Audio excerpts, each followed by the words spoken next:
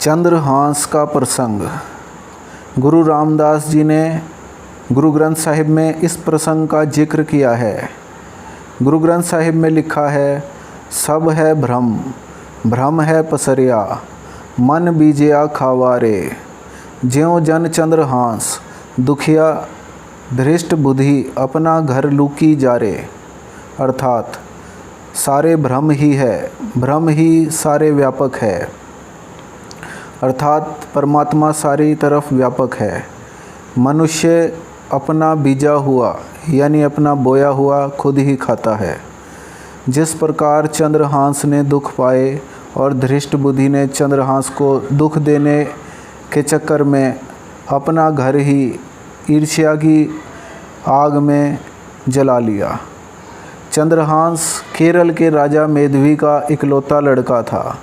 अभी चंद्रहांस छोटी उम्र का दूध पीता हुआ बच्चा ही था कि उसके पिता राजा मेधवी को पड़ोसी राजा ने मारकर इसका राज्य छीन लिया। राजा मेधवी की रानी सती हो गई, अर्थात चंद्रहांस की माता राजा मेधवी के साथ ही सती हो गई। दाई चंद्रहांस को उठाकर अपने राज्य से भागकर साथ के दूसरे राज्य में चली गई।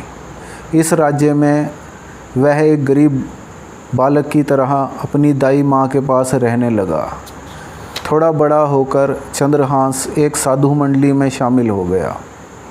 कुंतलपुर के राजा का कोई लड़का नहीं था, बस उसकी एक सुंदर लड़की थी। राजा बहुत धर्मात्मा था, पर उसका एक वजीर था जिसका नाम था धृष्ट बुद्धि। वह बहुत चालाक था। उस वजीर के लड़के का नाम मदन था और उसकी लड़की का नाम था भिख्या। धृष्ट बुद्धि कुंतलपुर के राज को कब्जाना चाहता था। एक बार इसके घर ब्रह्म भोज था, जिसमें साधु मंडली के साथ चंद्रहांस भी धृष्ट बुद्धि के घर आया।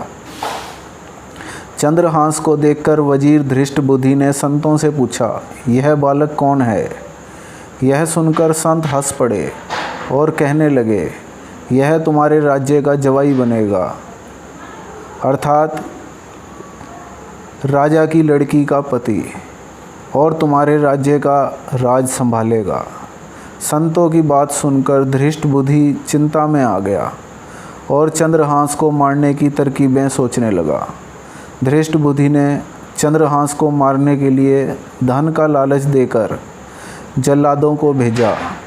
जहां चंद्रहांस संत मंडली के साथ रहता था, चंद्रहांस को परमात्मा की भक्ति में लगा हुआ देखकर और चंद्रहांस को मासूम और बेगुनाह बच्चा जो भगवान की भक्ति में लगा देखकर जल्लादों के मन में दया आ गई।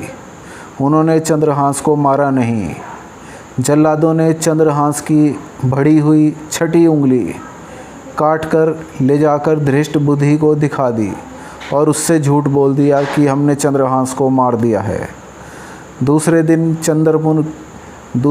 चंदनपुर का राजा कुलिंद्र शिकार खेलता हुआ नदी किनारे आया तो उसने नदी किनारे चंद्रहांस को बैठा हुआ भक्ति करते हुए देखा।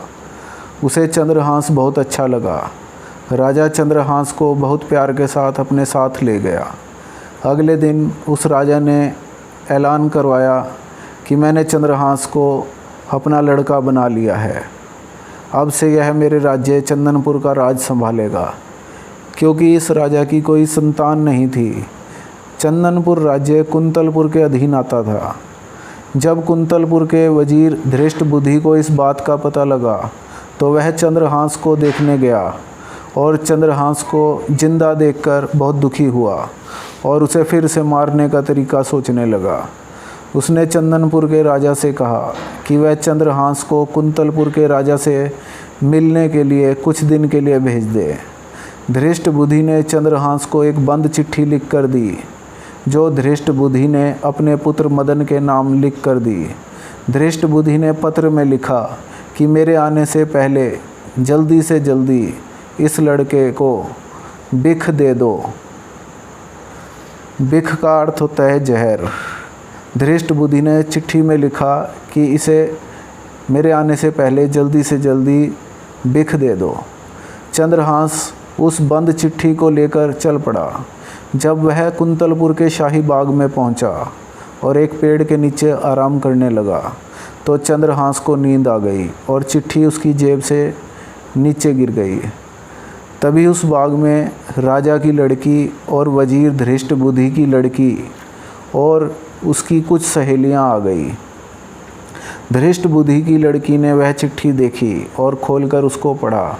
जब उसने उसे बिख देने की बात देखी तो उसे बहुत गलत लगा। उसने चंद्रहास को देखा, वह उसे बहुत सुंदर लगा। वह सोचने लगी कि मैं इससे शादी करूंगी। उस लड़की ने चिट्ठी में बिख के आगे यह लगा दिया। अब बिख के स्थान पर बिख्या हो गया, जो उस लड़की का नाम था। उस लड़की ने चिट्ठी बंद करके चंद्रहास की जेब में डाल दी और चली गई। चंद्रहास ने वह चिट्ठी ले जाकर धृष्टबुद्धि के लड़के मदन को दी। मदन बहुत खुश हुआ जब उसने चिट्ठी पढ़ी। वह चिट्ठी को पढ़कर सोचने लगा कि पिताजी ने लिखा है कि चंद्रहास की शादी बिख्या से करने को लिखा है। मदन अपनी बहन बिख्या की शादी चंद्रहास से कर देता है। जब 3 दिन बाद धृष्टबुद्धि अपने घर वापस आता है तो चंद्रहास को अपना जवाई देखकर बहुत दुखी होता है। वह चंद्रहास को फिर से मारने की तरकीब सोचने लगता है। वह चंद्रहास को कहता है कि हमारे यहाँ रिवाज है कि हमारा नया जवाई मंगलवार की रात को अकेला मंदिर में पूजा करने जाता है।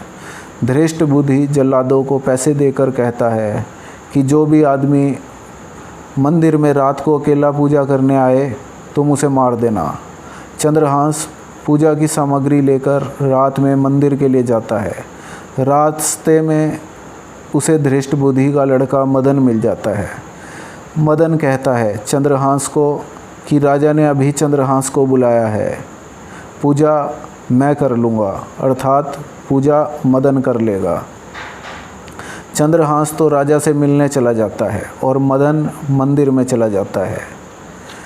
मदन को मंदिर में जल्लाद मार देते हैं और उधर चंद्रहास जब कुंतलपुर के राजा के पास जाता है तो राजा अपनी लड़की की शादी करके उसे अपना सारा राज्य दे देता है।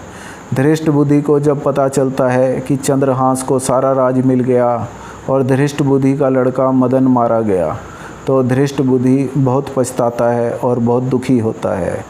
इस तरह चंद्रहास को राज मिल जाता है और धृष्टबुद्धि की वजह से उसका लड़का मदन मारा जाता है।